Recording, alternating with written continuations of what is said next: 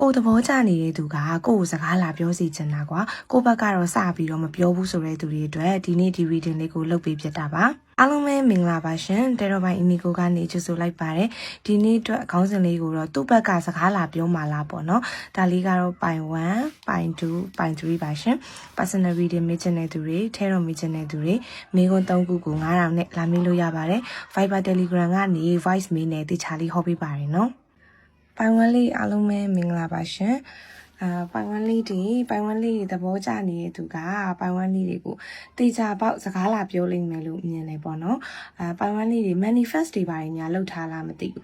းမလှုပ်ထားရင်လည်းလှုပ်လိုက်နော်သူလာပြောလိမ့်မယ်ဘာလို့စကားလာပြောမှလဲဆိုရင်ပြောချင်တဲ့စိတ်ဆန္ဒရှိလို့လာပြောမှာ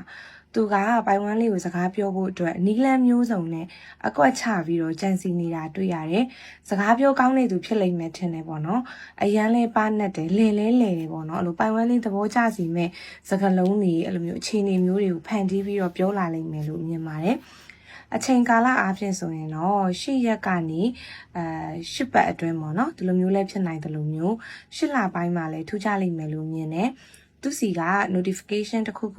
ုရဖို့ရှိပါတယ်ပေါ့နော်တချို့ပိုင်ဝမ်လေးတွေဆိုလို့ရှင်လေလက်လျှော့လိုက်ပြီး crash ကို uncrash တွေပြန်လုပ်လိုက်တဲ့အချိန်ကြတော့မှသူကပြန်လာပြောတာတို့ဘာလို့ဖြစ်နိုင်နေပေါ့နော်သူ့အနေနဲ့ကလည်းပိုင်ဝမ်လေးနဲ့ပတ်သက်ဖို့အခုမှပဲ ready ဖြစ်တာပေါ့နော်အဲ့ချိန်ကြမှာပဲ ready ဖြစ်တာပေါ့အရင်တုန်းကသူ့မှာအဆင်မပြေတာလေးတွေရှိခဲ့လိမ့်မယ်လို့ထင်တယ်ပေါ့နော်ဆိုတော့သူကပိုင်ဝမ်လေးကိုရအောင်ကြိုးစားမှာเนาะဒီမှာကြိုးစားနေတယ်တွေ့လားရအောင်ကြိုးစားမှာပိုင်ဝမ်လေးတို့နှစ်ယောက်ကြားထဲမှာလိုအပ်တဲ့အရာတွေအကုန်လုံးကိုအချိန်ယူပြီးတော့တိစောက်ချင်တာနားလည်မှုတွေယုံကြည်မှုတွေအကုန်လုံးပေါ့เนาะတစ်ဖက်သူကစိတ်လည်းအရန်ရှိတာကိုတွေ့ရပါတယ်ပိုင်ဝမ်လေးနဲ့လည်းအမှတ်တရကောင်းတွေကိုတူတူဖန်တီးချင်တာမျိုးလည်းမြင်ရတယ်ပိုင်ဝမ်လေးအားလုံးပဲကျင်းနေကြလိမ့်မယ်လို့မျှော်လင့်ပါတယ်ရှင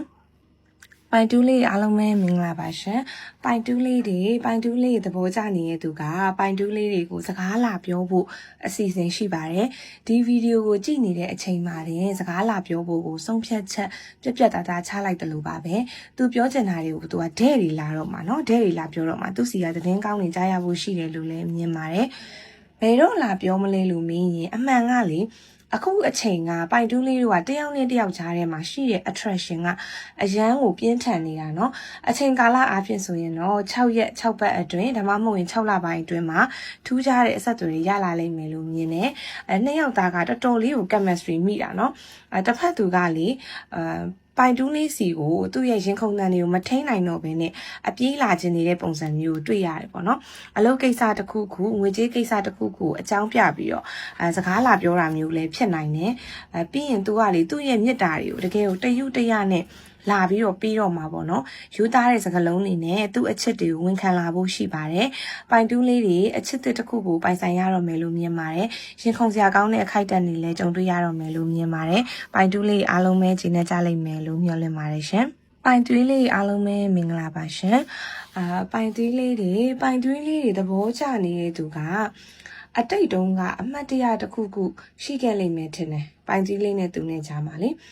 အဲ့ဒီလူကအဲ့ဒီအမှတ်တရလေးတွေကိုလွမ်းနေတာသိလားပိုင်တွင်းလေးကိုလေသူကအရန်လွမ်းနေတာအဲ့ဒါကြောင့်မို့လို့စကားလာပြောမှာပေါ့နော်ပိုင်တွင်းလေးနဲ့သူနဲ့ကြားထဲမှာဖြူစင်တဲ့တန်ရောစင်တွေမြစ်တာတွေကိုလည်းမြင်နေရတယ်ပေါ့နော်ကိုရီးယားဇလန်တွဲကြီးလိုပဲသူကပိုင်တွင်းလေးနဲ့အပိုင်းနှစ်ကိုဆက်ချင်နေပြီလို့မြင်ပါတယ်လူစုလူဝေးရှိတဲ့နေရာမျိုးတွေမှာပျော်ပွဲရွှင်ပွဲဒါမှမဟုတ်ရင်တငယ်ချင်းတွေနဲ့စုံဖြစ်တဲ့နေရာမျိုးတွေအချိန်မျိုးတွေမှာပေါ့နော်အဲ့လိုအချိန်မျိုးတွေမှာစာဝင်လာတာတွေဘာတွေဖြစ်နိုင်တယ်စကားတွေဘာတွေလာပြောလိမ့်မယ်ပေါ့နော်ဆိုတော့3ရက်ကနေ3ပတ်အတွင်းမှာပိုင်တွင်းလေးနဲ့သူနဲ့ပြန်ပြီးတော့စုံစည်းခွင့်ရလိမ့်မယ်လို့မြင်တယ်ထူးလိမ့်မယ်ပေါ့နော်အဲ့လိုမျိုးပါတီတစ်ခုခုမှာပဲဖြစ်ဖြစ်တငယ်ချင်းတွေကြားထဲမှာပဲဖြစ်ဖြစ်စုံမိရင်းတွေကနေစကားတွေဖောင်ဖွဲ့ပြီးတော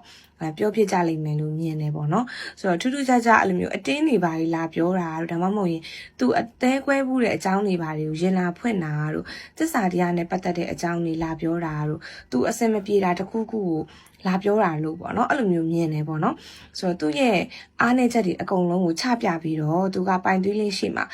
ဒုထောက်အရှုံးပေးမဲ့သူလို့မြင်ပါတယ်ပိုင်သွေးလေးအားလုံးပဲဂျင်းနဲ့ကြလိမ့်မယ်လို့မျှော်လင့်ပါတယ်ရှင်